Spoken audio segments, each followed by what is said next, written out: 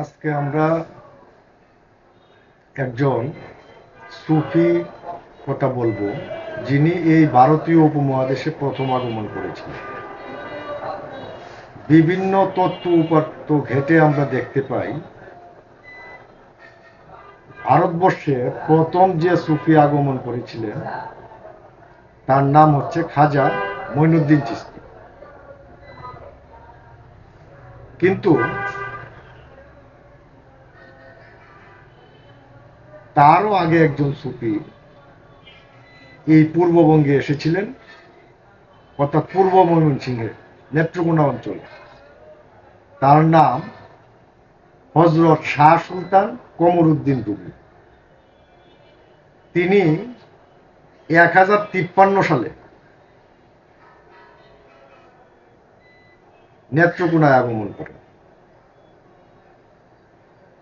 এবং এই ঘটনাটা ঘটেছিল বখতিয়ার খিলজির যে বাংলা বিজয় আছে তারও 100 বছর আগে। এই শাহ সুলতান কমরউদ্দিন রুমি রহমতুল্লাহ আগমনের 250 বছর পরে হযরত শাহজালাল রহমতুল্লাহ সিলেটে আগমন করেছিলেন। যাই হোক, এই যে শাহ সুলতান কমরউদ্দিন রুমি, তিনি যে প্রথম সুফি যিনি ভারতবর্ষে আগমন করেছিলেন, এই বিষয়টা আসলে অনলাইন গেটে কোনো তথ্য উপাত্ত আমরা পাই না। কিন্তু আমরা এই কমরউদ্দিন রুমি রহমতুল্লাহর জীবনী পর্যালোচনা করলে আমরা দেখতে পাই তিনি 1053 সালে এই অঞ্চলে এসেছিলেন। এই 1053 সাল ছিল বাংলায় বৌদ্ধ রাজাদের আমল। অর্থাৎ বৌদ্ধ রাজা বলতে ওই যে পাল বংশ রাজত্ব করত, আপনারা ইতিহাসে যেটা শুনেছেন, সেই পাল বংশের আমল ছিল 1053 সাল। তখন ওই ব্রাহ্মণ্যবাদী যে লক্ষণ সেনরা বা সেন বংশরা তখনও আসে নাই। 1053 সালে এই পাল বংশের নয়া পালের রাজত্ব শেষ হয় এবং 1053 সালেই তৃতীয় বিগ্রহ পালের রাজত্ব শুরু হয়। কিন্তু তাদের যে রাজত্বটা, এটা আসলে এই পূর্ব ময়মনসিংহ অঞ্চল পর্যন্ত হয়তোবা ছিল না, কারণ এখানকার ইতিহাস সম্পর্কে আমরা যেটা জানতে পারি, এই অঞ্চলটা তখন শাসন করত ক্ষুদ্র ক্ষুদ্র সামন্তরা, এবং বুকাইনগর এবং এই মদনপুর, এই অঞ্চলটি দুইজন কুচ রাজার অধীনে ছিল। একজনের নাম হচ্ছে বুকাই কুচ আর একজনের নাম হচ্ছে মদন কুচ। এই শাহ সুলতান কমরউদ্দিন রুমি তিনি এসে সাম্যের দাওয়াত দেন, ইসলামের দাওয়াত দেন সবার কাছে, এবং এখানে দলে দলে লোক ইসলাম ধর্ম গ্রহণ করে। এই বিষয়ে অনেক মিথ প্রচলিত আছে, আমরা সেই আলোচনায় যাব না। আমি বলতে চাচ্ছি পূর্ববঙ্গ তথা বঙ্গ তথা ভারতবর্ষের প্রথম আগমনকারী সুফির নাম হচ্ছে হযরত শাহ সুলতান কমরউদ্দিন রুমি। অনেকেই বলেন তিনি রোম নগর থেকে এসেছিলেন, এই জন্য তার নাম হয়েছে রুমি।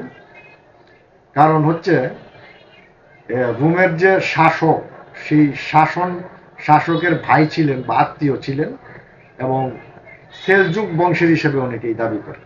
কিন্তু আমরা পর্যালোচনা করে পেয়েছি সেটা হচ্ছে যে ওই সময়টায় তুরস্কের যে আনাতোলিয়া সহ যে অঞ্চলগুলি ছিল, সেই অঞ্চলটা ছিল রোম সাম্রাজ্যের অধীনে। যে কারণে এই সাম্রাজ্য থেকে যারাই আসতো তারা নিজেদেরকে রোম হতে আগত বলে দাবি করত, এই জন্য নাম হচ্ছে রোম। এবং তিনি সেলজুক বংশের ক্ষুদ্র কোনো গোত্রপতির আত্মীয় হতে পারেন, হওয়ার সম্ভাবনা রয়েছে।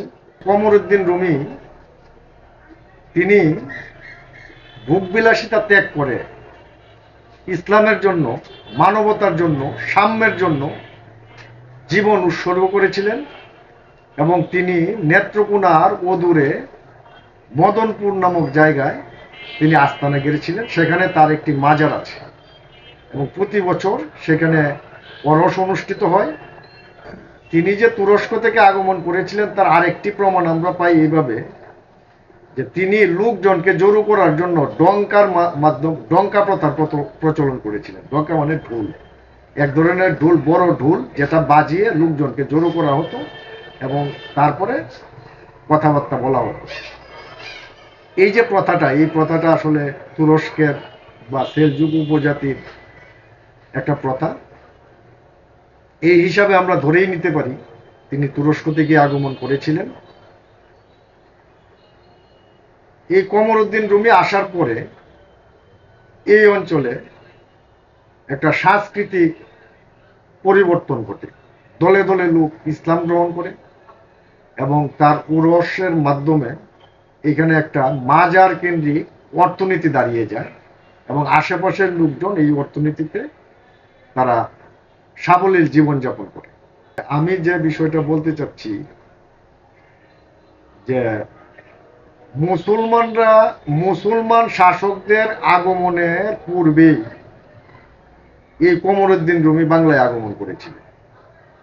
আর মুসলমান শাসকের পৃষ্ঠপোষকতায় যারা এসেছিলেন তাদের নাম বিভিন্ন কারণে ইতিহাসে লিপিবদ্ধ হয়েছে এবং সেইগুলি আমরা তথ্যগুলি ভালোভাবে জানতে পারি। কিন্তু কোনো ধরনের শাসকের পৃষ্ঠপোষকতা ছাড়া যে সুফি এসেছিলেন তার নাম বা তার ইতিহাস সম্পর্কে আমরা ভালোভাবে জানতে পারি না। এই জন্যই তিনি প্রথম আগমনকারী সুফি হওয়া সত্ত্বেও তার নামটি কালের অতল গহ্বরে হারিয়ে গেছে।